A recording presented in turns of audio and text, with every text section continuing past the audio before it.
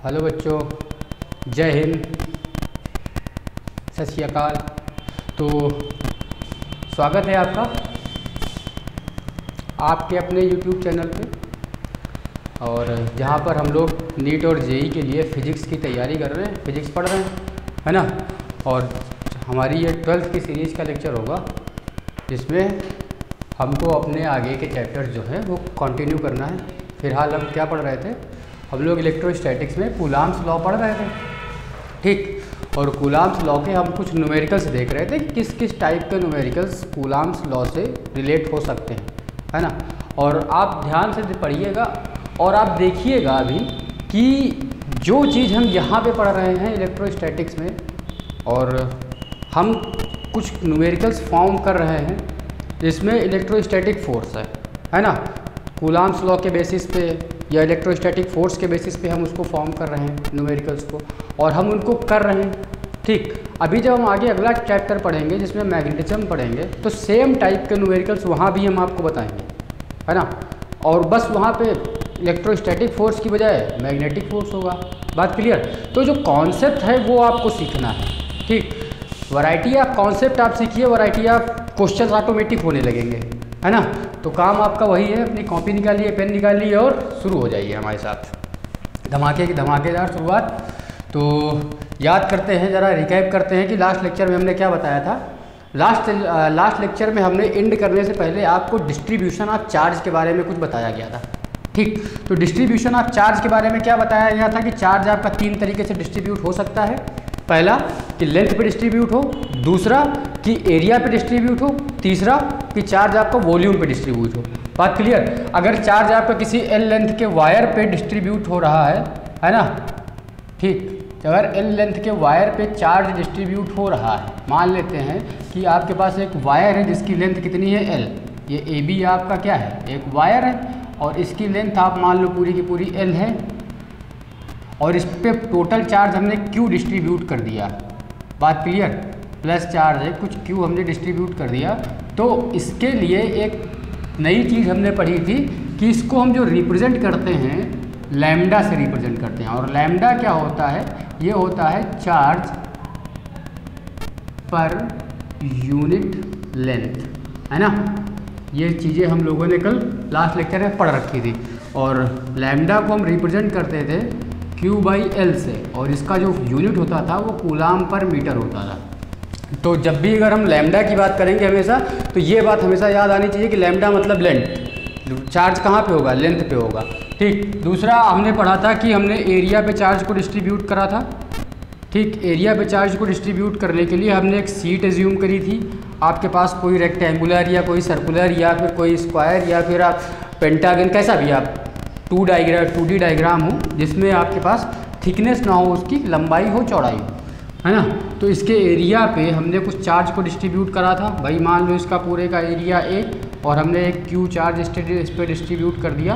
तो इसको रिप्रेजेंट करने के लिए यहाँ पे एक नई क्वांटिटी आई थी जिसको हम लोगों ने सिग्मा बोला था। और सिग्मा क्या था, ये था आपका चार्ज पर यूनिट एरिया। बात क्लियर। और इसको हमने कैसे रिप्रेजेंट करा था, sigma is equal to Q/A, और इसका जो यूनिट आया था वो कूलाम अपॉन मीटर स्क्वायर आया था। बात क्लियर। तीसरा हमारे पास था जब हमने चार्ज को कहाँ पे डिस्ट्रीब्यूट करा था, वॉल्यूम पे डिस्ट्रीब्यूट करा था। तो वॉल्यूम के पास हमने क्या बताया था कि आपके पास या तो स्फेयर होगा सॉलिड, या फिर आप सिलेंडर देख लो, है ना। इसके अलावा हो तो बहुत सारे सकते हैं, ठीक। जितना भी आप 3D ले लो, भाई कोई पत्थर ले लो आप, वो भी आपका 3D है, ठीक। तो बट हमारे काम के क्या है, हमारे काम के दो हैं, या तो हमारे पास सिलेंडर यूज़ में आएगा हमारे, है ना, या फिर हम लोग किसका यूज़ करेंगे, स्फेयर का, सॉलिड स्फेयर का। इसका यूज हम लोग इसलिए करते हैं क्योंकि यहाँ से कैलकुलेशंस थोड़ा सा इजी हो जाती है। बात क्लियर। और ये सिमेट्रिक डायग्राम होते हैं, तो इनके थ्रू हमको कैलकुलेशन भी करना आसान होगा, और हमारे काम पे यही है। तो यहाँ पे जो चार्ज होगा, यहाँ पे चार्ज पूरे के पूरे बॉडी पे, यानी कि पूरी की पूरी बॉडी के अंदर तक डिस्ट्रीब्यूट होगा। बात क्लियर। तो जब पूरी की पूरी बॉडी के अंदर चार्ज डिस्ट्रीब्यूट होगा, तो यहाँ पे एक जो नई क्वांटिटी आती थी उसको हम लोग क्या बोलते थे, रो। और ये रो क्या होता था, Q/V, याद कर लो। और Q/V का मतलब चार्ज पर यूनिट वॉल्यूम, और इसका यूनिट क्या बनेगा, कूलाम अपॉन मीटर क्यूब। बात क्लियर। तो ये चीज़ें हम लोग पढ़ चुके थे और अब इनको पढ़ने का कुछ मोटिव भी था, तो उस पर हम लोग आते हैं। तो अगर मान लो अभी तक जो हम न्यूमेरिकल्स कर रहे थे उस सीरीज़ को आगे बढ़ाते हैं, तो अगर मान लो हमारे पास अभी तक जितने भी न्यूमेरिकल्स करे उसमें क्या था कि पॉइंट चार्ज के बेसिस पे हमने न्यूमेरिकल्स किए थे, है ना, कि आप दो चार्जेस कहीं पे थे, उनके बीच में कुछ फोर्स आ रहा था। वो बात और है कि उन चार्जेस को हमने काइनेमेटिक्स के साथ भी जोड़ लिया था, हमने सिंपल पेंडुलम के साथ भी जोड़ लिया था। तो अब हम ये कहते हैं कि मान लो आपके पास जो चार्ज है वो कुछ डिस्ट्रीब्यूटेड फॉर्म में है ना। एक क्वेश्चन आप देखिएगा, आज का पहला क्वेश्चन। एक आपके पास रॉड है जिसकी लेंथ कितनी है, L, पतली सी रॉड है। रॉड समझते हो सब लोग भाई, तो कोई ये नहीं बोलेगा कि सर रॉड नहीं पता मुझे, है ना।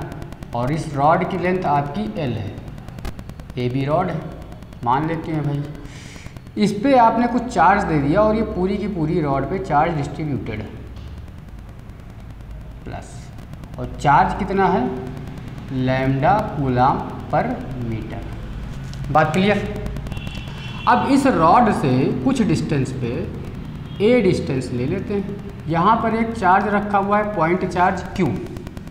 आपको बताना है कि फाइंड, क्वेश्चन नोट कर लीजिए, find force on Q due to rod. बात क्लियर। आपको इस रॉड की वजह से इस Q चार्ज पे जितना फोर्स लग रहा है वो आपको कैलकुलेट करके बताना है। तो सबसे पहले आपका काम क्या है, स्क्रीन को पॉज करो और क्वेश्चन को अपने आप से ट्राई करो, ठीक। अगर हो जाता है तो बहुत अच्छी बात है, अगर आप फंस रहे हो तो आप फिर आगे देखो क्या करते हैं। अच्छा, नॉर्मली बच्चे क्या करेंगे, क्वेश्चन को अगर करना है तो आप सबने सेंटर ऑफ मास पढ़ रखा है। तो सेंटर ऑफ मास में क्या होता था कि अगर आपके पास कोई एक वायर है, इसकी कुछ लेंथ है ना, और इसका कुछ मास है, सेंटर ऑफ मास, ये L लेंथ का आपके पास कुछ वायर है और इसका कुछ मास अगर होगा तो आप करते क्या थे कि आप इसके L/2 पे जाते थे और बोलते थे सर यहाँ पे सेंटर ऑफ मास एक्ट करेगा इसका, और इस सेंटर ऑफ मास से जो दूसरा मास रखा हुआ है यहाँ तक के बीच की आपने डिस्टेंस ले ली, है ना। और आपको पता है कि ये हो गई L/2 और यहाँ से यहाँ तक हो गई A, यानी कि A प्लस L/2, ये आपकी लेंथ हो गई और आपने फोर्स लगा दिया तुरंत, जो भी आपका फोर्स लगना था। बट ध्यान रखने वाली बात यह है कि यहाँ पे चार्ज है, और जब चार्ज की प्रॉपर्टी हम लोगों ने पढ़ी थी तो वहाँ पे मैंने बताया भी था कि चार्ज का कोई सेंटर ऑफ चार्ज नहीं होता, है ना। अगर कोई ये सोच रहा हो कि ये जो आपकी रॉड है जिसकी लेंथ है L, इस पूरे के पूरे चार्ज को हम L/2 डिस्टेंस पे, यहाँ से पूरा L है और हम इसको L/2 पे अगर कंसनट्रेटेड मान लेते हैं, ये एज्यूम कर लें कि इस पॉइंट पे पूरा का पूरा चार्ज कंसनट्रेटेड होगा इस रॉड का, तो हम गलत सोच रहे हैं। बात क्लियर। तो आपको करना क्या है, आपको करने का तरीका थोड़ा सा बदलना पड़ेगा, और यहाँ पे कुछ दूसरा चार्ज A, ठीक। तो जब भी डिस्ट्रीब्यूटेड टाइप के चार्ज मिलेंगे तो आपको वहाँ पे इंटीग्रेशन मेथड को फॉलो करना। इंटीग्रेशन मेथड क्या होता है कि आपको कुछ एज्यूम करना पड़ेगा चीज़ों को, है ना। इस पूरी की पूरी रॉड को हम एक छोटा सा पॉइंट में कन्वर्ट कर लेंगे। और इंटीग्रेशन का मतलब क्या होता है इसको भी आप समझ लो साइड में एक बार, चूँकि ज़रूरत बहुत बार पड़ने वाली है। तो जो इंटीग्रेशन है, इंटीग्रेशन का मतलब होता है समेशन, यानी कि एडिशन। आप सीधे सीधे एडिशन बोल सकते हो, या सम करना किसी का। बात क्लियर। अब कितनी क्वांटिटी है, कितने को सम करोगे आप, तो हम ये भी तो बोल सकते हैं सर, अगर आप देखो तो ये एक रॉड है, आप इस रॉड को अगर छोटे छोटे टुकड़े में बांटना चाहो तो 1 2 3 4 5 6 7 8 9 10 11 12 13 14 15, आप कोई इससे पास भी लाइन खींचेगा और छोटे टुकड़े करेगा, कोई और छोटे टुकड़े कर सकता है। तो इस तरीके से हम इस रॉड के इनफाइनाइट छोटे छोटे टुकड़े कर सकते हैं। पॉसिबिलिटी है कि आप इस रॉड के छोटे छोटे इनफाइनाइट टुकड़े कर सकते हो। तो अब हर टुकड़े पे अगर आप देखोगे तो कुछ ना कुछ तो चार्ज आएगा ही, और हर चार्ज की वजह से एक फोर्स डेवलप होगा। तो आपको करना है कि हर चार्ज की वजह से जो फोर्स आए वो निकालते जाओ, निकालते जाओ, निकालते जाओ, निकालते जाओ, और कितनी बार निकालते जाओ, इनफाइनाइट टाइम्स निकालते जाओ, और फिर उनको ऐड करो जाके। बात क्लियर? तो आपका एडिशन मेथड हो गया। लेकिन इन सबको, इन सारी जो समस्याएं आ रही थी, इन समस्याओं को दूर करने के लिए एक नया मैथमेटिकल टूल बनाया गया जिसका नाम है इंटीग्रेशन। तो इंटीग्रेशन की हेल्प से हमको इतनी बार एडिशन नहीं करना है, हमको बस थोड़ा सा एफर्ट करना है। उसके बाद एडिशन करने के लिए हम यहाँ से यहाँ तक की लिमिट एज्यूम कर लेंगे और उसको सॉल्व कर लेंगे। तो करते कैसे हैं देख लेते हैं। ये आपके पास एक चार्ज है, यहाँ से x डिस्टेंस की दूरी पर, ये आपने कुछ रैंडम मान लिया है कि x पे जाके आपने इस रॉड के कुछ एक एलिमेंट कर लिया। x पे जाके आपने एक dx लेंथ का एक एलिमेंट मान लिया। dx क्या है? बहुत ही छोटा सा एलिमेंट है। बात क्लियर? x आपका ये है पूरा, x पे जाके dx का एलिमेंट माना। dx का मतलब रॉड का बहुत छोटा सा पार्ट, बहुत ही छोटा, ठीक। और इस dx पे चार्ज कितना होगा? इस dx पे अगर आप चार्ज देखोगे तो dq, और ये dq कितना है? और चार्ज dq है क्या? चार्ज है। और अगर आप देखोगे तो इस dx पे dq चार्ज है, और ये dq जो होगा वो होगा लैम्डा इंटू dx के होगा। कैसे होगा इस बात को आप समझ लो। हमने बता रखा है कि जो लैम्डा है ये क्या है? चार्ज पर यूनिट लेंथ, है ना। तो अगर 1 मीटर पे लैम्डा चार्ज है तो dx पे कितना होगा? dq होगा, यानी कि लैम्डा इंटू dx हो जाएगा। बात क्लियर? अब इस dq की वजह से हमको इस पॉइंट पे चार्ज फोर्स देख लेना है और उसको इंटीग्रेट कर देना है। तो क्या लिखेंगे? फोर्स किस पे? Force on q due to dq charge. बात क्लियर? तो हमको पता है कि इस dq, चूंकि ये छोटा सा चार्ज है तो छोटे से चार्ज की वजह से फोर्स भी छोटा सा आएगा। कितना आ जाएगा? df, ठीक। और df कितना हो जाएगा? k q और dq, k q q upon r square. R square का मतलब कितना? ये वाली लेंथ आपने कितनी मान रखी है? x, एक्स स्क्वायर हो गया। बात क्लियर? कोई समस्या की बात नहीं। अब वापस जो यहाँ से हमने माना है सबको इसमें उठा के पुट कर दो। तो df इज इक्वल टू क्या मिल गया? ये मिल गया हमारे पास k q, और dq की जगह क्या लिख देंगे? लैम्डा dx अपॉन में यहाँ से एक्स स्क्वायर, और इस पूरे को हम कर देते हैं इंटीग्रेट। इंटीग्रेट मतलब लेटा हुआ सांप, है ना। सांप को मार के लिटा दो, वही इंटीग्रेशन का साइन है, ठीक। अब लिमिट कैसे लगाएंगे? लिमिट जब आप लगाओगे तो अब देखो कि आपको रॉड यहाँ से लेके यहाँ तक कवर करनी है, पूरी की पूरी। लिमिट जब आप लगाओगे तो आपको पूरी रॉड कवर करनी है। तो रॉड कवर करने का मतलब कि यहाँ पे से आप स्टार्ट कर रहे हो, यानी इस चार्ज से आप ऑलरेडी ए पे हो, और ए से लेके कहाँ तक जाना है? a प्लस एल तक जाना है। तो लिमिट हो गई आपकी, लोअर लिमिट हो गई a, और अपर क्या हो गई? a plus L. बात क्लियर? अब जब a है तो फोर्स तो कुछ था नहीं, जब a प्लस एल आ जाएगा तो फोर्स आप मान लो f। ये बन गया। अब इसको इंटीग्रेट कर देते हैं, काम खत्म। तो मैं इधर वाला रफ कर रहा हूँ भाई, आप सबने इसको नोट कर रखा है ना। ये बस मैंने समझाने के लिए आपको बता दिया था। तो देखते हैं प्रभु की मर्जी कहाँ तक जाती है। तो इस df को इंटीग्रेट करोगे तो ये df किस में कन्वर्ट हो जाएगा? ये f में कन्वर्ट हो गया, काम खत्म। अब यहाँ पे 0 से चाहो तो f तक लिमिट लगा लो, कोई फ़र्क नहीं पड़ता। और यहाँ पे k q लैम्डा, इससे कोई मतलब नहीं, ये आपका बाहर है क्योंकि ये आपका क्या है? कांस्टेंट है। अब अंदर वाली कहानी पे ध्यान देना है। अंदर हम बता चुके हैं 1/x² का इंटीग्रेशन क्या होता है। तो 1/x² का इंटीग्रेशन होगा -1/x, ऑलरेडी बता चुके हैं पिछले लेक्चर में, ठीक। और लिमिट कहाँ से कहाँ तक रखनी है? a से a प्लस एल तक। कोई दिक्कत की बात नहीं। कैपिटल एल बना लो, वरना लोग कहेंगे कि सर स्टार्ट में स्मॉल लिया था कैपिटल कर दिया, ठीक। तो यहाँ से हम लिमिट उतार लेते हैं। तो माइनस आप चाहो तो बाहर कर दो, और upper limit minus lower limit होती है, यानी 1/a plus L minus 1/a। अब एलसीएम ले लो अपने हिसाब से। तो k q लैम्डा, इस माइनस को भी अंदर भेज दो, माइनस को अंदर भेजोगे तो यह आ जाएगा 1/a minus 1/a plus L. अपनी सुविधा के अनुसार, बाकी सब काट पीट दो, काम खत्म। तो a प्लस एल ऊपर जाएगा, इधर a जाएगा तो a से a कैंसिल, बचेगा क्या ऊपर से के Q lambda L upon a into A plus L. तो ये आपके पास फोर्स निकल के आया, आप सबको पता होना चाहिए। तो ये एक डिस्ट्रीब्यूटेड सिस्टम था, बात क्लियर, एक डिस्ट्रीब्यूटेड सिस्टम था, एक रॉड थी जिस पे चार्ज आपका डिस्ट्रीब्यूटेड था, उसकी वजह से हमने फोर्स निकाला, है ना।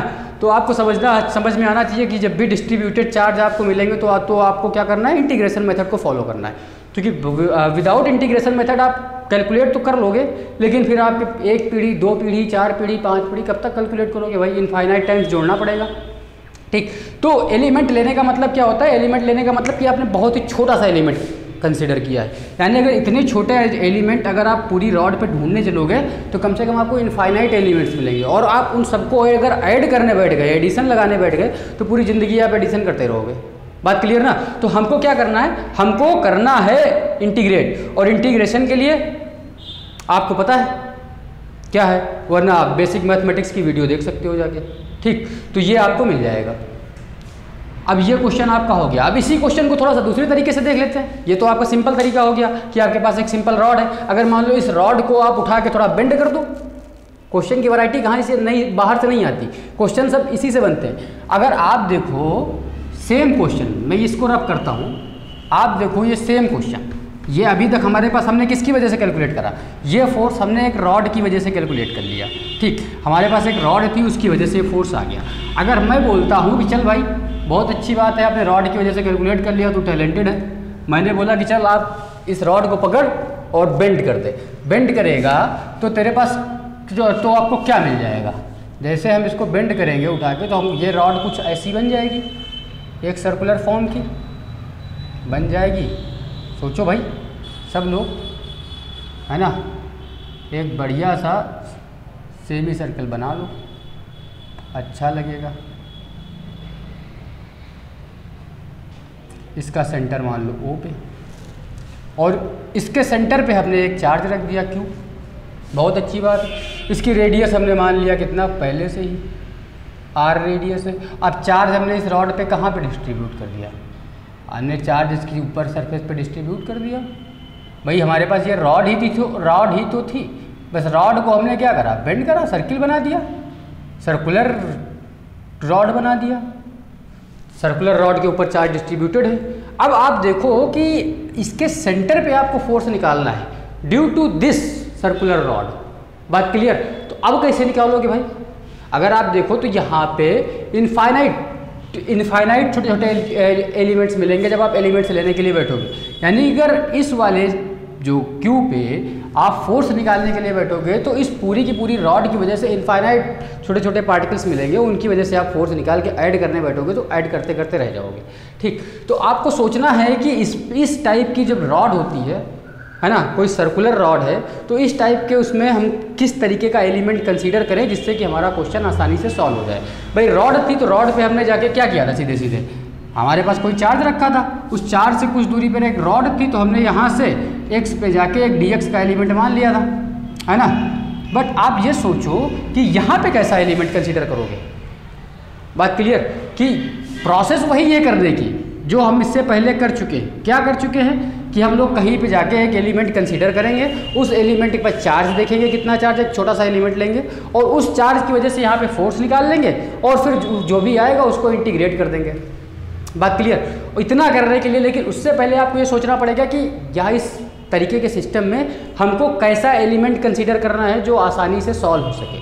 तो कैसा एलिमेंट कंसीडर करते हैं, आपको पता है कि अगर आप यहाँ से देखो तो यहाँ से यहाँ तक पूरी की पूरी रॉड आपकी कैसी है, सिमेट्रिक है, यानी अगर आप ये एक्सिस को देखो और यहाँ से अगर आप एक एंगल फॉर्म करो तो आपको मिलेगा कि एक, अगर आप 0 से बढ़ते बढ़ते 180 तक चले जाते हो तो उस एंगल में ये पूरी की पूरी जो आपकी सेमी सर्कुलर आर्क है ये कवर हो जाएगी। तो हम कैसा यहाँ पे किस तरीके का एलिमेंट लेंगे, तो हम यहाँ पे एक थीटा पे जाके, थीटा एंगल आप अपनी तरफ से ज्यूम कर लेते हैं, थीटा पे जाके एक पतला सा और एलिमेंट कंसीडर करेंगे इस एलिमेंट का जो एंगल होगा इन दोनों के बीच में, यहाँ से यहाँ तक, ये होगा डी थीटा, और डी थीटा बहुत ही छोटा सा एंगल है। बात क्लियर। अब बात आती है कि सर ये डी थीटा एंगल तो हमको समझ में आ गया क्या है, ठीक, तो ये एंगल तो यहाँ पे डी थीटा बहुत ही छोटा है, बट जब आप इसको आर्क पे देखोगे तो बोलोगे सर ये तो बहुत बड़ा हो गया, आर्क कवर कर रहा है। तो इस डी थीटा पे जो चार्ज आ रहा है वो कितना आएगा, वही डी क्यू चार्ज, क्योंकि ये डी थीटा बहुत ही छोटा सा एलिमेंट है, और ये छोटे से एलिमेंट पे यहाँ पे जो चार्ज आएगा वो भी बहुत छोटा सा आएगा, कितना आएगा, डी क्यू आएगा। बात क्लियर। तो अब डी क्यू अगर आप देखोगे तो डी क्यू है क्या, ये एग्जैक्टली लैम्डा इंटू कितना, ये मीन्स कितना, आर डी थीटा। अब आर डी थीटा कहाँ से आया, तो इसके लिए आपको पता होना चाहिए, हमने पढ़ रखा है एंगल बराबर आर्क अपॉन रेडियस, जिसने नहीं पढ़ा है वो नोट कर ले। तो एंगल कितना है डी थीटा, आर कितनी है ये वाली, इसको कुछ मान लो या आर्क ही रहने दो, अपॉन रेडियस कितना है आर, तो आर्क लेंथ जो है आपकी वो कितनी हो जाएगी, आर्क लेंथ आपकी आ जाएगी आर डी थीटा, और इस लेंथ पे चार्ज कितना था डी क्यू, और चार्ज का जो आपका डेंसिटी थी, चार्ज डिस्ट्रीब्यूशन है ना, वो कितना था लैम्डा, चार्ज डेंसिटी, ठीक। तो हमने डी क्यू निकालने के लिए lambda into are d theta कर दिया, काम खत्म। अब कहानी में थोड़ा सा ट्विस्ट आ जाता है कि जैसे ही हमको डी क्यू दिख गया, डी क्यू दिखने के बाद हमको ये दिख गया कि भाई इस वाले चार्ज पे फोर्स हमको मिल जाएगा इस डी क्यू की वजह से, बाकी तो हमको कूलॉम्स लॉ ही अप्लाई करना है ना, के Q1 Q2 upon r square, ठीक। बट अब थोड़ा सा एक और चीज़ देखो कि अगर इस डी क्यू की वजह से आप यहाँ पे फोर्स देखोगे तो इस फोर्स की डायरेक्शन कैसी होगी, इधर ये मिल गया आपको F, मिल गया डी क्यू की वजह से जो फोर्स मिला वो क्या मिला DF। अब ये एंगल अगर थीटा होगा भाई साहब, तो ये वाला एंगल भी तो थीटा ही होगा, अल्टरनेट एंगल पता है सबको, एकांतर कोण, ठीक। अब अगर हम इसको देखते हैं तो पहले तो हम इसको लिख लेते हैं कितना आएगा ये फोर्स जो है ये आ जाएगा के Q1 Q2 upon r square का मतलब कि यहाँ से यहाँ तक की जो डिस्टेंस है यानी कितनी है, रेडियस के बराबर है भाई आर, तो आर स्क्वायर, कोई दिक्कत की बात नहीं, इस इक्वेशन को हमने बना दिया भाई। लेकिन अगर आप देखो तो ये जो फोर्स आया इसकी कुछ अलग डायरेक्शन है, यानी कि अगर आप इस DF को देखोगे तो इस DF के ऑलरेडी दो कंपोनेंट पॉसिबल हैं, एक वर्टिकल कंपोनेंट और एक हॉरिजॉन्टल कंपोनेंट। बात क्लियर भाई, ये जो फोर्स आया ये ऑलरेडी इसके कंपोनेंट पॉसिबल है। अच्छा, और एक चीज़ इसको समझने से पहले आप थोड़ा सा एक बात और समझो, क्यों कंपोनेंट पॉसिबल है भाई। हमारे पास क्या है, हमारे पास एक सेमी सर्कुलर आर्क है, हमने एलिमेंट जब यहाँ पे लिया तो हमको फोर्स की डायरेक्शन क्या मिलेगी, हमको फोर्स की डायरेक्शन ये मिली, क्योंकि यहाँ पे चार्ज है DQ, और इस DQ की वजह से इस Q पे जो फोर्स आएगा वो DF इधर आ जाएगा। बट अगर हम अपना एलिमेंट यहाँ पे कंसीडर कर लें DQ, कर सकते हैं, जो कि पूरी की पूरी रॉड हमारी है ना, पूरी की पूरी जो सर्कुलर आर्क है वो हमारी है। तो जब आप यहाँ पे एलिमेंट कंसीडर करोगे तो इस एलिमेंट की वजह से इस पे जो फोर्स आएगा उसकी डायरेक्शन कुछ ये हो जाएगी DF, पॉसिबल है ना। अगर आप कहीं यहाँ पे एलिमेंट कंसीडर करोगे तो इसकी वजह से जो फोर्स आएगा कुछ ये हो जाएगा। तो अगर आप देखो ध्यान से तो यहाँ पे अगर आप इस रॉड पे मूव करते हो तो आपको जो फोर्स मिलेगा वो उसकी डायरेक्शन हर जगह पे अलग अलग मिलेगी, है ना। तो हम क्या करते हैं कि हम उन सारे के सारे फोर्सेस को अलग अलग न लेके इन फोर्सेस को ब्रेक कर लेते हैं हॉरिजॉन्टल और वर्टिकल डायरेक्शन में। बात क्लियर, हॉरिजॉन्टल वालों को हॉरिजॉन्टल के साथ सॉल्व कर लेंगे और वर्टिकल वालों को वर्टिकल के साथ सॉल्व कर लेंगे। तो इसलिए हमने इस फोर्स को हॉरिजॉन्टल और वर्टिकल में डिवाइड करने के लिए बोला। बात क्लियर, समझ में आ गई क्यों बोला। तो हमको पता है कि अगर ये वाला एंगल थीटा है तो इस साइड क्या आ जाएगा, इस साइड DF cos थीटा मिल जाएगा हमको, और इस साइड क्या मिल जाएगा, DF sin थीटा मिल जाएगा।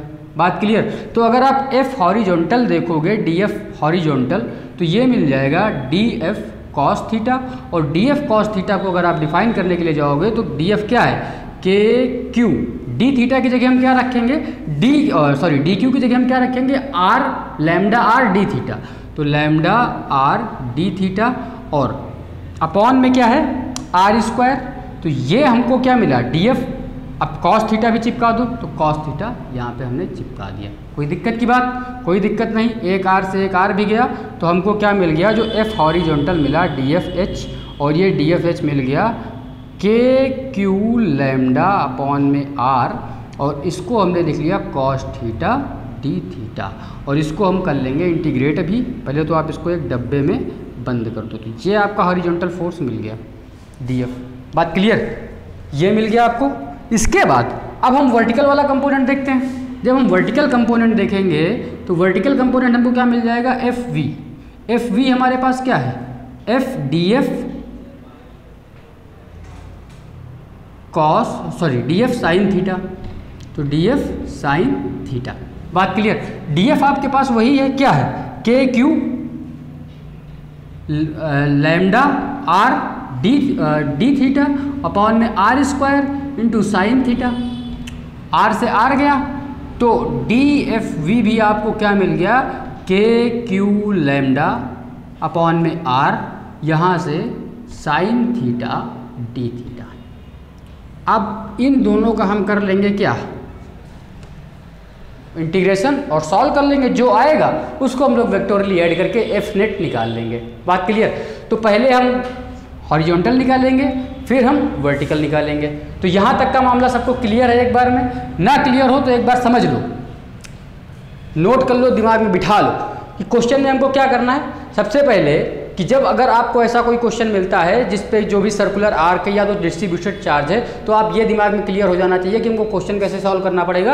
हमको क्वेश्चन सॉल्व करने के लिए एलिमेंट कंसीडर करना पड़ेगा, और एलिमेंट कंसीडर करने के लिए आपको देखना है रॉड कैसी है, स्ट्रेट है, सर्कुलर है, रिंग है, सेमी सर्कुलर रिंग है, क्वार्टर रिंग है, जैसी भी है, कोई फर्क नहीं पड़ता। ठीक, अब अगर आपके पास सर्कुलर रिंग है तो आपको थीटा पे जाके डी थीटा टाइप का एलिमेंट लेना है। ये बात याद रख लो भाई, ये हर जगह जरूरत पड़ेगी, है ना। पूरी की पूरी मैकेनिक्स इसी पे बेस है। थीटा पे जाके डी थीटा लेना है, थीटा पे जाके डी थीटा लेना है। सेंटर ऑफ मास और ये हर जगह पे मिलेगा। अभी यहाँ पे मिला है, अभी मैग्नेटिज्म में भी मिलेगा जाके, अभी पता नहीं कितनी बार मिले ये। बात क्लियर?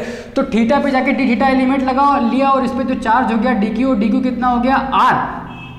आर के साथ जो एंगल है, जो आर्क लेंथ आई, ठीक, r lambda r d theta, ये डी क्यू चार्ज हमको मिल गया। और इस डी क्यू चार्ज की वजह से हमने ये इस वाले चार्ज पे फोर्स देख लिया था, और उस फोर्स की जब हमने डायरेक्शन देखी तो हमको पता चला भाई ये जो फोर्स है इसकी डायरेक्शन जो हमने देखी तो हमको क्या पता चला कि भाई साहब जैसे जैसे हम अपना एलिमेंट बदल रहे हैं तो फोर्स तो बहुत सारे आ रहे हैं और सबकी डायरेक्शन अलग अलग है। बात क्लियर? तो हमने इस प्रॉब्लम से बचने के लिए हमने क्या करा, हमने सारे के सारे फोर्सेस का वर्टिकल और हॉरिजॉन्टल कंपोनेंट कर डाला। बात क्लियर? और हॉरिजॉन्टल कंपोनेंट हमको पता है कि ये है, और वर्टिकल कंपोनेंट हमको पता है ये। अब हम क्या करेंगे, हम इसको इंटीग्रेट कर देंगे अलग, इसको इंटीग्रेट कर देंगे अलग। बात क्लियर? तो जैसे इन दोनों को हम लोग इंटीग्रेट करेंगे हमारा काम खत्म, दोनों को वेक्टोरली ऐड कर देना है, आपको नेट फोर्स मिल जाएगा। बात क्लियर? तो हम इसको रफ करते हैं और फिर आगे हम लोग बढ़ते हैं। तो आप सबको ये बात क्लियर हो गई होगी। तो हम नीचे वाला अपना एक्सप्रेशन छोड़ लेते हैं जो हमारे काम का है पहले, और ऊपर का हम सब कचरा साफ करते हैं। आप लोग अपने हिसाब से एडजस्ट कर लो क्या करना है, ठीक।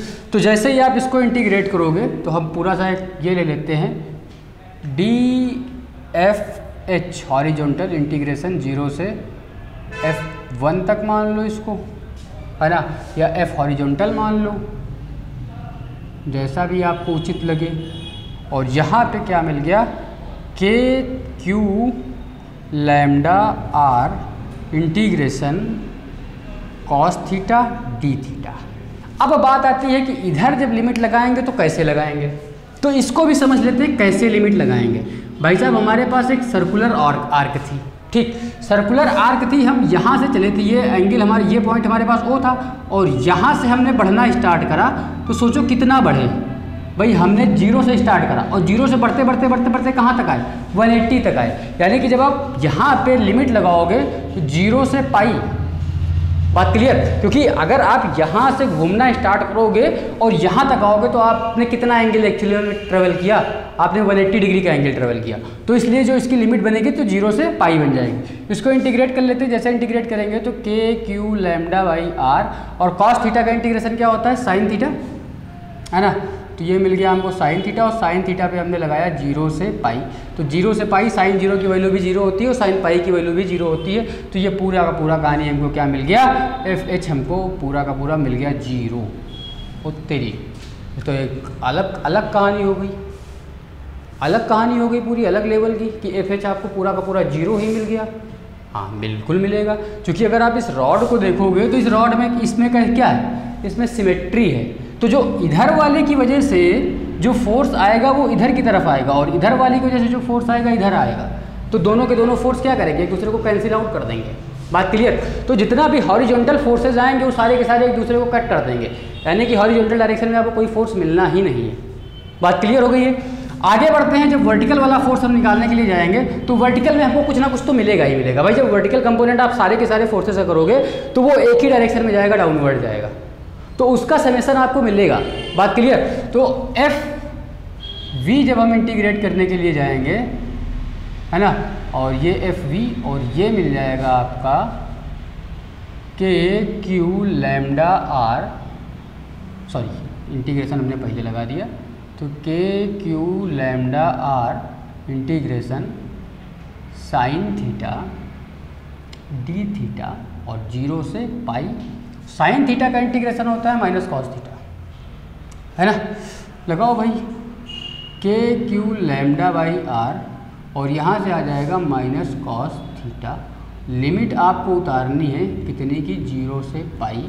तो आपको कहानी पता होनी चाहिए, KQ lambda by R cos theta की लिमिट क्या, माइनस तो आप पहले बाहर निकाल लो, तो ये बन गया कॉस पाई माइनस कॉस 0। तो कॉस पाई की वैल्यू कितनी होती है, -1, है ना। तो आप सबको ये चीज़ पता है भाई, कॉस पाई की वैल्यू कितनी होती है, -1 होती है। तो -1 और माइनस का 1, कॉस 0 की भी 1 होती है। तो -1 कितना, -2, और -2 इस माइनस को मल्टीप्लाई करेगा तो प्लस का बन जाएगा। तो यहाँ से मिलेगा 2KQ लैम्डा बाई R। और यही जो फोर्स आएगा ये आपका वर्टिकल फोर्स भी होगा और यही आपका नेट फोर्स भी होगा। किसकी वजह से, एक सेमी सर्कुलर आर्क की वजह से, उसके सेंटर पे रखे हुए चार्ज पे। बात क्लियर। कोई समस्या हो तो आप दोबारा से वीडियो देख लेना, बहुत ही क्लियरली एक्सप्लेन करा है, समझ में आ जाएगा। ठीक, अब थोड़ा सा इससे रिलेटेड एक आध कॉन्सेप्ट को, पूरा कॉन्सेप्ट समझ में आ गया तो इससे रिलेटेड एक आध क्वेश्चन और करके चेक कर लेते हैं इसी टाइम पे। अगर सोचो, आप ये बात सोच लो दिमाग में कि अभी तक हमारे पास जो रॉड थी वो कैसी थी, पूरा का पूरा एक सेमी सर्कुलर रॉड थी। अगर सोचो कि हमको हमारे पास जो रॉड होती वो सेमी सर्कुलर ना होके वो सिर्फ क्वार्टर होती, इतनी। अब बोल देते कि भाई इस इतनी सी रॉड पे हमने क्या कर दिया, चार्ज को डिस्ट्रीब्यूट कर दिया, और इसका जो यहाँ पे एक चार्ज रख दिया Q, और इसकी जो रेडियस है हमने आपको दे दी R है। चल भाई अब फोर्स बता दे। तो आपको करना कुछ नहीं है, जितना हमने किया है ऊपर तक सिमिलरली सेम करना है, कोई भी फर्क नहीं पड़ेगा। इस पर भी हमको काम वही करना है, थीटा पे जाके डी थीटा का एलिमेंट कंसीडर करना है ना, और उस डी थीटा के एलिमेंट पे जो फोर्स आएगा DQ, और DQ पे लैम्डा R डी थीटा और लैम्डा R डी थीटा की वजह से हमको इस यहाँ पे फोर्स निकालना है। उस फोर्स के भी वर्टिकल हॉरिजॉन्टल कंपोनेंट करने हैं, सिमिलरली लेके आना है क्वेश्चन को। बस चेंज कहाँ पे आएगा, जब हम यहाँ पे लिमिट रख रहे होंगे। क्यों, क्योंकि यहाँ से अगर आप सोचो तो आपने कितना मूव किया भाई, आपने 0 से चला और कहाँ तक पहुँचे, 90 तक पहुँचे सिर्फ। तो जब आप यहाँ पे लिमिट रखोगे तो यहाँ पे 0 से पाई की लिमिट पे आएगा, और यहाँ से 0 से 90 की लिमिट पे आएगा।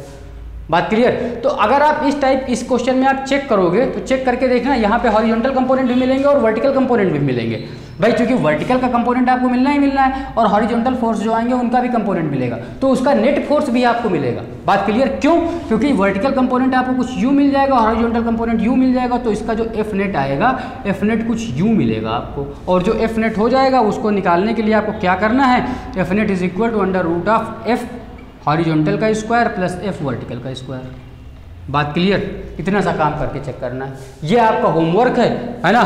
तो ये आपको अपने आप से करना पड़ेगा, ट्राई मारो, और इतने कायदे से एक्सप्लेन करने के बाद भी अगर फंस जाओ तो फिर पूछना, फिर बताया जाएगा, है। तो मेरे हिसाब से सफिशिएंट है, एकदम क्लियरली समझ में आ गया है कि डिस्ट्रीब्यूटेड चार्ज अगर होता है तो उस चार्ज की वजह से हमको कैसे कैलकुलेशन अपनी करनी है, किस तरीके से हमको जो फोर्स है, इलेक्ट्रोस्टैटिक फोर्स है, वो निकालना है। बात क्लियर? तो ये एक कॉन्सेप्ट हो गया आपका कि डिस्ट्रीब्यूटेड चार्ज के लिए, है ना। और भी वैसे अगर इस पर क्वेश्चन बताते चले तो अभी और भी बहुत सारी वैरायटी बन सकती है लगातार। अभी हम एरिया के साथ चार्ज को डिस्ट्रीब्यूट कर दें तो उसकी वजह से हम फोर्स निकाल सकते हैं, है ना। तो सारी की सारी चीज़ें पढ़ी जाएंगी, लेकिन समय के साथ साथ आगे बढ़ते बढ़ते जहाँ पे जिसकी ज़रूरत पड़ेगी उसको वहाँ पे बताया जाएगा। ठीक, तो हम चलते हैं अपने अगले कॉन्सेप्ट पे आज के। तो आज का जो हमारा अगला कॉन्सेप्ट है ये बहुत ही सिंपल सा कॉन्सेप्ट है, हम सब ने पढ़ रखा है भाई। हम सबको बैलेंसिंग के बारे में पता है ना। हमने अपनी ज़िंदगी में बहुत सारी चीज़ों को बैलेंस करके रखा है। आपने भी बैलेंस करके रखा होगा, घर वाली, बाहर वाली, मोहल्ले वाली। ठीक, सबका अपना अपना सिस्टम है, सब लोग अपना अपना बैलेंस करके रखते हो, है ना। तो करना क्या है कि यहाँ पे भी हमको कुछ प्रॉब्लम्स करनी है ऐसी जो इक्विलिब्रियम पे बेस्ड होती हैं, जो बैलेंसिंग पे बेस्ड होती हैं। कैसे करते हैं, क्या है इनमें, क्या कॉन्सेप्ट है, इसको समझते हैं थोड़ा सा। एकदम बेसिक फ्री माइंड से समझिएगा, ऐसा कुछ बहुत बड़ा रॉकेट साइंस नहीं है इसमें भी। तो आप चाहो तो नोट कर लो, इक्विलिब्रियम प्रॉब्लम, हेडिंग डाल लो, इक्विलिब्रियम प्रॉब्लम्स। बहुत ही मज़ेदार कॉन्सेप्ट है, कुछ भी नया चैलेंजिंग नहीं है, बट हाँ ऐसा ज़रूर है कि अगर आप पढ़ोगे तो इंटरेस्टिंग लगेगा, और इंटरेस्टिंग लगा तो मज़ा आएगा, फिर आपको न्यूमेरिकल निकल जाएगा। क्या होता है, थोड़ा सा एकदम बेसिक सी चीज़। आपको पता है कि एक चार्ज Q और एक चार्ज Q दो रखे हुए हैं, है ना। ठीक, Q दोनों रखे हुए हैं, इसके बीच की कुछ डिस्टेंस है, इतनी है, L ले लेते हैं भाई साहब। तो आपको इन दो की ज़िंदगी में कोई समस्या नहीं थी, दोनों के दोनों आराम से बैठे हुए थे, मस्त। वो उनको देखे जा रहे थे, वो उनको देखे जा रहे थे, और गाना भी बज रहा था, है ना। बट हुआ क्या कि इनकी ज़िंदगी में एक तीसरा आदमी आ गया, Q, कैपिटल Q, वो बीच में बैठ गया। बात क्लियर? तो प्रॉब्लम क्या होती है कि आपको ये सोचना है कि पहली बात, इस कैपिटल Q को हम कहाँ रखें, कहाँ रखें, अरे यार हिंदी में कहाँ रखें, है ना, कहाँ रख दें। दूसरी बात, इसका नेचर कैसा हो, इसका अब हिंदी में क्या लिखूं, इसका नेचर कैसा हो। तीसरी बात, कहाँ नेचर कैसा हो, ठीक। उसके बाद इसका मैग्नीट्यूड कितना हो। भाई इसका मैग्नीट्यूड भी तो हो सकता है, पॉसिबल है, कितना चार्ज ला के रखें, कहाँ रखें, इसका नेचर कैसा हो और कितना रखें, ऐसा समझो कि अब क्वेश्चन है कि ये पूरा का पूरा सिस्टम बैलेंस रहे। बात समझे? तो हम लोग इसको बैलेंसिंग प्रॉब्लम क्यों बोलते हैं? हम लोग बैलेंसिंग प्रॉब्लम इसीलिए बोलते हैं कि इसमें बोल देते हैं कि आपसे कि भाई दो हैं, दो की ज़िंदगी में आपने कोई तीसरा ला के बिठा दिया, तो आपको ये बताना है कि क्या कब सिस्टम आपका पूरा का पूरा बैलेंस रहेगा, है ना। तो समझते हैं कहानी को। सबसे पहले पूरी सी पूरी ये एक आइडिया क्लियर हो गया ना कि हमको किस विज़न तक जाना है, क्या विज़न है हमारा यहाँ पे। तो अगर आप सोचो कि दो चार्जेस हैं, एक स्मॉल, दोनों Q और इन Q के बीच में कैपिटल Q ला के रख दिया, और इस कैपिटल Q को हम कहाँ पे रखें कि पूरा का पूरा सिस्टम बैलेंस रहे। तो बैलेंस होने का मतलब क्या कि ये वाला चार्ज इस पर एक फोर्स लगाएगा और ये वाला चार्ज इस पर एक फोर्स लगाएगा, दोनों चार्जेस इस चार्ज पे एक फोर्स लगाएंगे, और आपको बस इतना सा ध्यान रखना है कि वो जो फोर्स हो वो फोर्स एक दूसरे की एकदम अपोजिट डायरेक्शन में हो। भाई बैलेंस होने का मतलब क्या कि नेट फोर्सेस का सम जीरो आना चाहिए, है ना। अगर नेट फोर्सेस का सम जीरो है तो इट मीन्स कि उस पर एक्ट जितने भी फोर्स एक्ट कर रहे हैं सबका सम जीरो। इट मीन्स क्या हुआ कि वो सिस्टम पूरा का पूरा बैलेंस हो गया। बात क्लियर हुई ना। तो अगर आप देखोगे तो इस चार्ज पे एक फोर्स इधर की तरफ आ जाए, एक फोर्स इधर की तरफ आ जाए। एज्यूम कर लेते हैं कि अगर यहाँ पे रखें, ठीक, और इसकी वजह से जो फोर्स आया मान लेते हैं F1 और इसकी वजह से जो आ गया मान लेते हैं F2। और कहानी अगर कुछ इस तरीके से मिल जाए कि magnitude of F1 is equal to magnitude of F2, then we can say कि ये Q की जो पोजीशन है वो एग्जैक्ट है, ये Q आपका बैलेंसिंग पॉइंट पे है। बात क्लियर? ये बात क्लियर हो गई।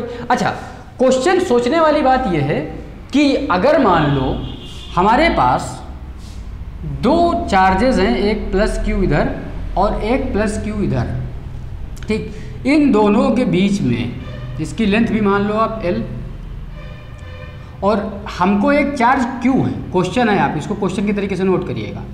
क्वेश्चन क्या लिखिएगा, a charge capital Q, a charge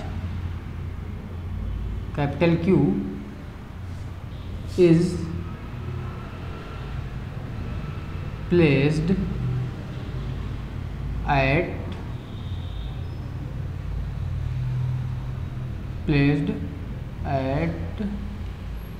placed between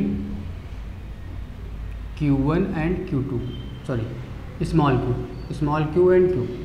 ठीक, find the location where Q is in equilibrium, capital Q is in equilibrium. तो सबसे पहले तो आपको ये सोचना है कि इस कैपिटल Q को आप कितनी जगह रख सकते हो जहाँ पे ये इक्विलिब्रियम में हो सकता है, पॉसिबल है। बात क्लियर। आपको हमने क्वेश्चन दिया कि एक चार्ज, दो चार्ज हैं Q और Q, इनके बीच में आपको एक तीसरा चार्ज उठा के लाना है और रख देना है, और आपको ये बताना है कि वो चार्ज कहाँ पे रख दिया जाए कि वो बैलेंस रहे। बात क्लियर है ना। तो अब सबसे पहली बात तो ये सोचो, पहला क्वेश्चन क्या है, पहले ये सोचो कि इस चार्ज को कितनी जगह आप रख सकते हो, आपके पास कितनी ऐसी पॉसिबल लोकेशंस है जहाँ पे आप चार्ज रख दोगे और वो बैलेंस बना रहे। भाई अगर आप सोच के देखो तो आपके पास तो इनफाइनाइट पोजीशन है, इनफाइनाइट पोजीशन है। आप यहाँ पे रख सकते हो, यहाँ पे रख सकते हो, यहाँ रख सकते हो, यहाँ रख सकते हो, यहाँ रख सकते हो, यहाँ रख सकते हो। ठीक, इन दोनों के बीच में रख सकते हो, इधर भी रख सकते हो, उधर बाहर जाके, इधर भी आप बाहर जाके रख सकते हो, है ना। आप ऊपर भी रख सकते हो, आप नीचे भी रख सकते हो। बात समझो, अगर आप सोच के देखो तो आपके पास बहुत सारी ऐसी पोजीशन है जहाँ जहाँ हम चार्ज को रख सकते हैं, है ना। बट सोचने वाली बात यह है कि कहाँ पे रखा जाए कि पॉसिबल हो कि बैलेंसिंग पॉइंट मिल सकता है। ये चीज़ आपको अपने आप से सोचनी है। सोचो तो कहाँ पे पॉसिबल हो सकता है कि जहाँ पे बैलेंसिंग पॉइंट आपको मिल जाए। ठीक, अगर आप थोड़ा सा सोच के देखो तो अगर मान लेते हैं हम इस कैपिटल Q को इस कॉर्नर पे कहीं रख देते हैं, रख दिया आपने इसको कहीं यहाँ पे, तो बैलेंस होने का मतलब क्या है, हमने बताया कि जो फोर्स हो वो एक दूसरे के इक्वल हों मैग्नीट्यूड में और अपोजिट हों, तभी तो वो बैलेंस होगा। बट अगर आप इस चार्ज को इस कॉर्नर पे रखते हो तो इसकी वजह से जो फोर्स आएगा उसकी डायरेक्शन कुछ इधर मिलेगी, इस वाले चार्ज, चूँकि ये भी प्लस ले लो या इसको माइनस लो, जैसा भी चल लेना चाहो, कोई फ़र्क नहीं पड़ेगा। ठीक, ये प्लस, इसकी वजह से जो फोर्स आएगा उसकी डायरेक्शन कुछ ये होगी। ये वाला भी फोर्स चार्ज कैसा है, प्लस का, और इसकी वजह से भी जो इस पर फोर्स आएगा उसकी भी डायरेक्शन ये होगी। यानी दोनों के दोनों फोर्सेस किधर गए, बाहर की तरफ। क्या बैलेंसिंग पॉसिबल होगी इस जगह पे? नहीं पॉसिबल होगी। बात क्लियर। सिमिलरली अगर आप इधर देखोगे तो इसकी वजह से जो फोर्स मिलेगा वो भी इधर मिलेगा और उसकी वजह से जो फोर्स मिलेगा वो भी इधर मिलेगा, यानी कि यहाँ पे भी पॉसिबल नहीं भी बैलेंसिंग। ठीक, तीसरी पोजीशन हम ले लेते हैं कहीं ऊपर या नीचे, जहाँ पे आप लेना चाहो हम ऊपर एज्यूम कर लेते हैं। भाई अगर ऊपर आप देखते हो कहीं पे चार्ज Q रख दिया तो इसकी वजह से जो फोर्स आएगा उसकी डायरेक्शन ये होगी और इसकी वजह से जो फोर्स आएगा इसकी डायरेक्शन ये होगी, और इसका जो नेट आएगा वो कहीं यहाँ से जाएगा, FR रिजल्टेंट, है ना। तो रिजल्टेंट भाई यहाँ पे भी देखो कैंसिल आउट नहीं हुए। कैंसिल आउट ना होने का मतलब कि यहाँ पे भी बैलेंसिंग नहीं मिलने वाली, यानी कि इधर नहीं मिलेगी सर, यहाँ भी नहीं मिलेगी सर, यहाँ भी नहीं मिलेगी सर, तो क्या यहाँ मिलेगी? अबे यहाँ भी नहीं मिलेगी, क्योंकि चाहे ऊपर जाओ चाहे नीचे जाओ कोई फ़र्क नहीं पड़ता। ठीक, तो अब मिलेगी कहाँ पे? पॉसिबिलिटी है तो इसके बीच में एक बार रख के चेक कर लेते हैं, कहीं पे बीच में मतलब कहीं पे भी रख लो। तो हमने यहाँ पे चलो मान लिया कि यहाँ पे क्यों रख दिया, तो अगर आप देखो तो इस वाले चार्ज की वजह से जो फोर्स आएगा उसकी डायरेक्शन कुछ ये होने वाली है, और इस वाले चार्ज की वजह से जो फोर्स आएगा उसकी डायरेक्शन ये होने वाली है। बात क्लियर। ये F1 हो गया और ये F2 हो गया। पॉसिबिलिटी है, हो सकती है। अब ये बात तो आपको क्लियर हो गया कि F1 और F2 कैसे हैं, एक दूसरे के अपोजिट हैं। अपोजिट है तो मतलब मैग्नीट्यूड हम चेक कर लेंगे क्या है, क्योंकि इनके ये जो चार्जेस हैं इनके मैग्नीट्यूड बराबर हैं और ये भी चार्ज आपका दोनों के लिए कॉमन है, तो इसका मतलब क्या होगा कि जो फोर्स आएगा वो उसका मैग्नीट्यूड भी सेम होगा, और मैग्नीट्यूड सेम होने का मतलब कि फोर्स एक दूसरे को कैंसिल आउट कर देगा। बात क्लियर। मामला डाउट सही हुआ? एकदम सही, परफेक्ट, सोचो एकदम सही। अच्छा, कुछ बात और भी यहीं पे सोच लेते हैं जो हमारे सोचने वाली बात है। सोचने वाली बात है कि अगर सोच के देखो कि दो चार्जेस रखे हुए थे, एक Q एक Q, इसके बीच में चूंकि ये दोनों सेम चार्जेस हैं Q कोई फ़र्क नहीं, तो अगर आप तीसरा चार्ज रखोगे तो उसके बीच में ही रखोगे तभी वो बैलेंस होगा। बात तो क्लियर है ना ये? ठीक, क्यों होगा अभी अपन लोग सॉल्व करके चेक कर लेंगे, है ना। अगर सोचो कि यहाँ पे इस चार्ज को जिस पे इधर भी फोर्स लग रहा है और इधर भी फोर्स लग रहा है। हम इसका इक्विलिब्रियम पॉइंट होगा, है ना, इक्विलिब्रियम पोजीशन होगी भाई, एकदम मस्त सावधानी के साथ एकदम आराम की मुद्रा में वो लेटा होगा, है ना। अगर आप जाओ जल्दी से घूमते घूमते उधर गए और एक लात मार दिया, आदत होती है कि अपन लोग अगर निकल रहे हैं, बॉल पड़ी है या कोई पड़ा तो उस पर लात मारते हुए जाएंगे, स्पेशली बोतल पे, तो आपने इस पर हल्का सा इसको डिस्प्लेस कर दिया। अब अगर डिस्प्लेस करोगे तो क्या घटना होगी, क्या इवेंट पॉसिबल है भाई। अगर आपने इस चार्ज को इधर की तरफ से थोड़ा सा डिस्प्लेस करके छोड़ा तो क्या पॉसिबिलिटी है कि ये चार्ज वापस अपनी पुरानी स्टेट में पहुंचेगा कि नहीं पहुंचेगा। ये सोचो एक बार कि अगर आपने इसको इसकी पोजीशन से थोड़ा सा डिस्प्लेस कर दिया, थोड़ा सा, लिख लो भाई कितना, थोड़ा सा डिस्प्लेस कर दिया, तो क्या होगा, क्या चार्ज अपनी पुरानी पोजीशन में वापस जाएगा। क्वेश्चन आपका बस इतना है कि अगर आपने इस चार्ज को इस पोजीशन से थोड़ा सा डिस्प्लेस कर दिया तो क्या चार्ज ये वापस अपनी पुरानी पोजीशन में जाएगा। जी हाँ, बिल्कुल जाएगा। क्यों जाएगा, क्योंकि ये जो पूरा का पूरा चार्ज है ये इक्विलिब्रियम में, और कैसा इक्विलिब्रियम, ये है आपका स्टेबल इक्विलिब्रियम। और स्टेबल इक्विलिब्रियम क्या होता है ये आप सबने पढ़ रखा है, नहीं पढ़ रखा है तब भी कोई बात नहीं, भी मैं बताता हूँ। स्टेबल इक्विलिब्रियम का मतलब क्या है कि अगर कोई चीज़ इक्विलिब्रियम में है, आप उसको हल्का सा पुश कर दोगे तो वापस अपनी पुरानी पोजीशन में आ जाएगी। बात क्लियर। और अनस्टेबल इक्विलिब्रियम क्या होता है कि अगर आपने हल्का सा पुश कर दिया तो उसने अपनी पोजीशन चेंज कर ली, वो अगेन पोजीशन और इक्विलिब्रियम में आ जाएगी बट उसकी पोजीशन चेंज हो जाएगी, है ना। और एक न्यूट्रल होता है। अरे यार याद करो भाई, नहीं समझ में आती है तो फिर पूछो भाई, बताया जाएगा। कुछ इस टाइप का डायग्राम आप सबने पढ़ रखा होगा।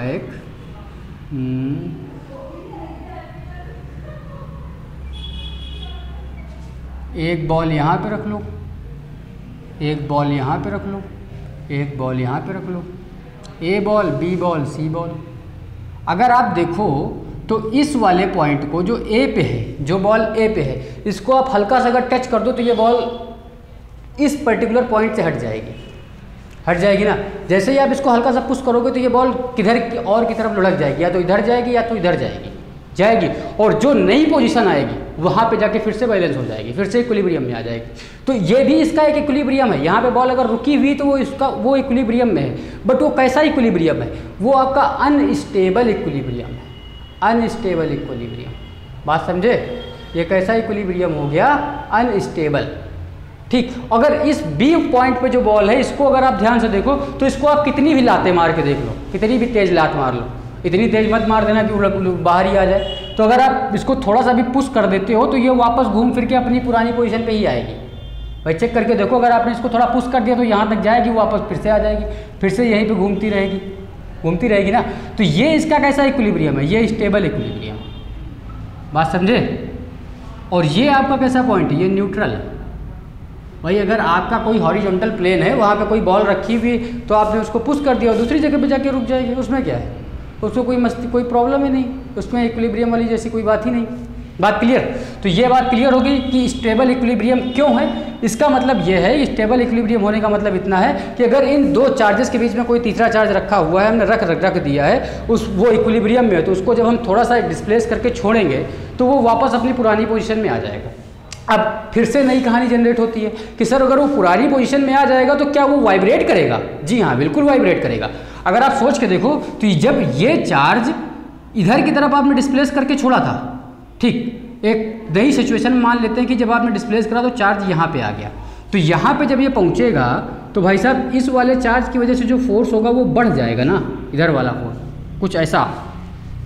भाई ये क्यू था और यहाँ पे पहली थी, अभी यहाँ पे पहुँच गए, तो आप इस वाले क्यू के पास पहुँच गए, यानी कि इसकी वजह से जो फोर्स होगा वो बढ़ जाएगा इधर, और इसकी वजह से जो फोर्स होगा घट जाएगा इधर। बात क्लियर। तो ये चार्ज क्या करेगा, इसको वापस पीछे की तरफ फेंकेगा, और जब ये फिर से मीन पोजीशन से इधर क्रॉस करेगा तो फिर से वही सिचुएशन, अब इसकी वजह से फोर्स बढ़ जाएगा और उसकी वजह से घट जाएगा।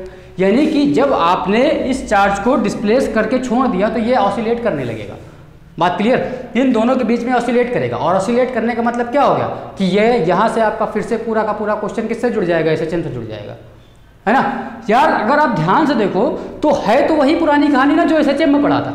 एसएचएम में क्या था भाई, एक फोर्स था जिसको बोलते थे रीस्टोरिंग फोर्स, और रीस्टोरिंग फोर्स की वजह से वहाँ पे एसएचएम, वहाँ पे जो सिंपल हार्मोनिक मोशन होता था वो आपका प्रोसेस में आता था, ठीक, वो पूरा का पूरा सीन में आता था। और यहाँ पे रीस्टोरिंग फोर्स का काम कौन कर रहा है, इलेक्ट्रोस्टैटिक फोर्स, और ये इलेक्ट्रोस्टैटिक फोर्स जो है यही आपका एसएचएम करवाएगा। अगर अब एसएचएम होगा तो एसएचएम का टाइम पीरियड आपको कैलकुलेट करवाया जा सकता है क्वेश्चन में। बात क्लियर? तो ये मामला क्लियर हुआ कि कैसे एक क्वेश्चन को, सिंपल सा इलेक्ट्रोस्टैटिक का क्वेश्चन हम उठा के एसएचएम से उसको जोड़ा जा सकता है, ठीक, उसको बैलेंसिंग से करा जा सकता है।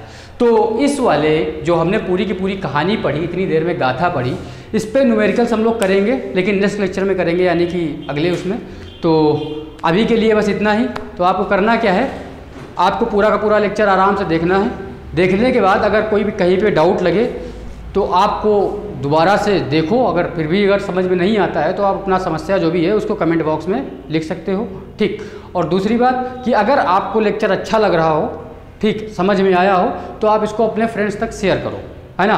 क्योंकि हम इस साल का पूरा जो भी आपका नीट और जेई का जितना भी सिलेबस होगा, 11-12 का जो भी सिलेबस होगा, आपका टारगेट 2000, जिसका टारगेट 2021 है, तब तक हम पूरा का पूरा सिलेबस आपका कंप्लीट करवाएंगे, और साथ में आपको टेस्ट सीरीज भी करवाएंगे, पूरी की पूरी कंप्लीट प्रोसेस, कंप्लीट जो आपकी प्रिपरेशन है, जिसके लिए आप अच्छा खासा पैसा पेमेंट करते हो मार्केट में जाके, वो चीज़ आपको यहाँ पे एकदम फ्री में करवाएंगे।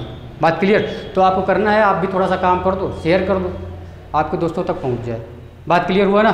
तो चलता हूँ, फिर मिलता हूँ अगले लेक्चर में। जय हिंद।